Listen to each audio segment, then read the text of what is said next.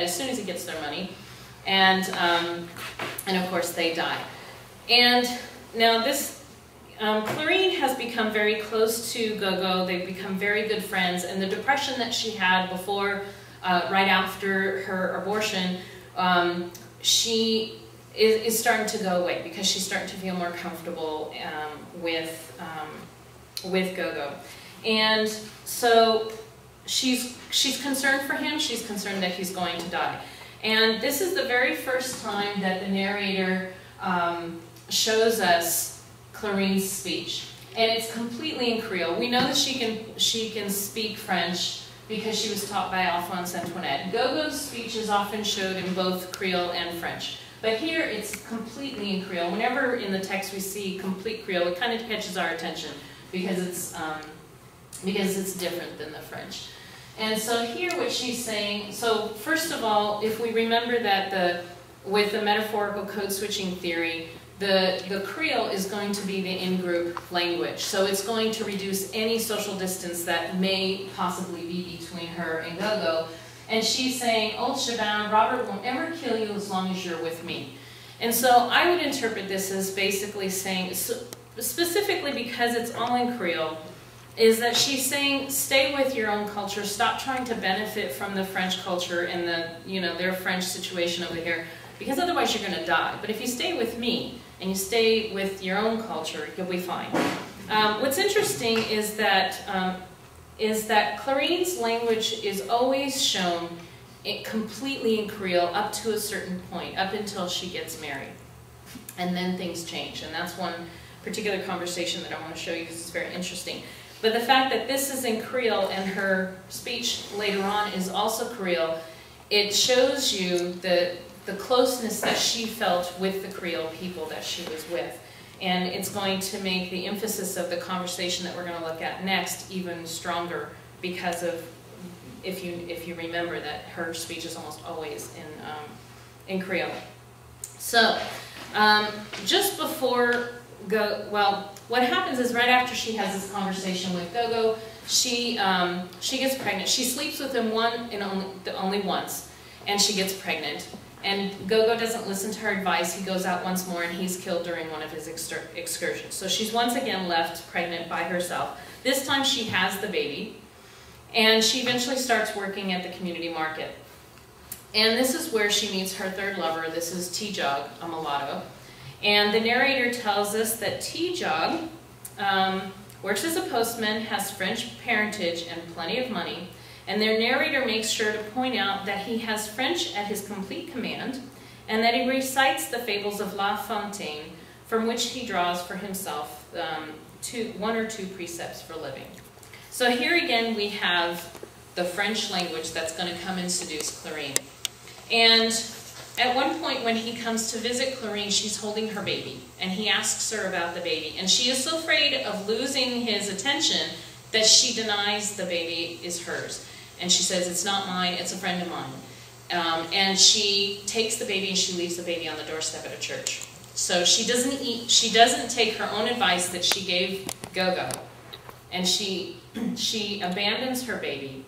So now she's become alienated from her own child in order to benefit from this French-speaking mulatto. So she ends up marrying T-Jog. But the guilt of having left her child really eats at her. And it's quite a few years. I think that her son, by the time she comes back on scene, we don't see her for a little while. When she comes back on the scene, I think her son must be a teenager. I'm not absolutely sure, but I think he's a teenager. And she is feeling so guilt-ridden for having left her son that she searches for Pee-Pee to be able to tell him about it. She needs to get this off her chest. She's very worried. And she wants to just find out where her son is and to see if she can help him out. So this is the conversation. We aren't given the conversation when she actually tells Pee-Pee what she's done, but here's the conversation that comes right afterwards. What's interesting here is Pee-Pee's conversation, his speech throughout the text is always a mix of French and Creole. And we find out later on in the novel that Pee-Pee actually doesn't really speak French. He learned a little bit and put sentences together. So it's interesting here that chamoiseau chooses to specifically make sure that all of the sentences that Creole speaks, that Pepe speaks, are in strict French. And here, Manjog, who is Clarine, her name has changed because she's gotten married. So Clarine is actually, she starts off in French. So he asks her, so you abandoned Gogo's child, where exactly? She answers him in French, and then he exclaims in surprise. And her response is to switch to Creole here. And so there's two ways that we can interpret this. We can interpret this that she's just so emotionally distraught that she goes back to her natural language. We could interpret it that way. But I think that chamoiseau has a higher purpose in doing this. Because if we use this metaphorical code switching theory, what she's doing here with with Pepe is she's reducing that social distance between him and her. She started off in French, which gives that a larger social distance, but she switches to Creole to say, what else could I do? So she's begging him to understand her situation. As the conversation continues, Pepe continues in French. He does not switch. And Gumpertz, with this theory, says that when somebody switches to a closer, a social distance reducing language, and you don't, you're actually passing judgment. So this is Gumpert's theory. So if we looked at it this way, by chamoiseau continuing in French and not switching to Creole, or not even, chamoiseau's not even showing partial Creole here, it's all French. That he's basically, you can tell he's not happy. And so she continues in Creole, hoping to somehow get his sympathy. And she says, well, what else could, he says, I don't see how I can help you. And she just says, I just want to find out where the little one is. And so his response, and this is where I think it gets a lot more interesting.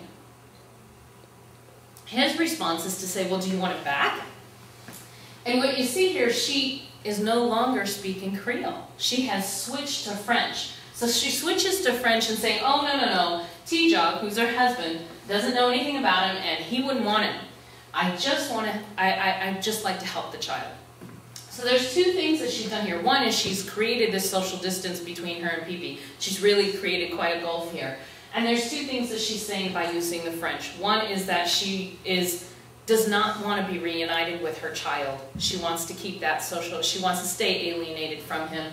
The other is it's the language of money. The French language is the language of money. And she's saying, she's showing her superiority here, that she is now part of this French culture. She has money. She wants to be able to help her child financially, but she doesn't want to be reunited with him. So she's not looking for to be reunited and de-alienated from her community or specifically her son.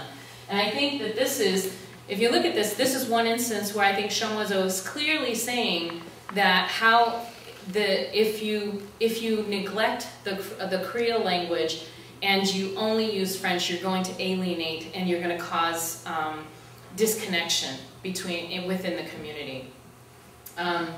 And there's one more example that I want to give you that's I think is an even stronger example, but it basically is showing the same thing. Near the end of the novel, we have a scene with Aime Cesaire. This is the only time Aime Cesaire appears in the novel, and he's the only real person in the novel. Everybody else is fictitious. And so this is a conversation between him and Pepe. This is a point where, this is when Pepe had been with Madame Juper for a while.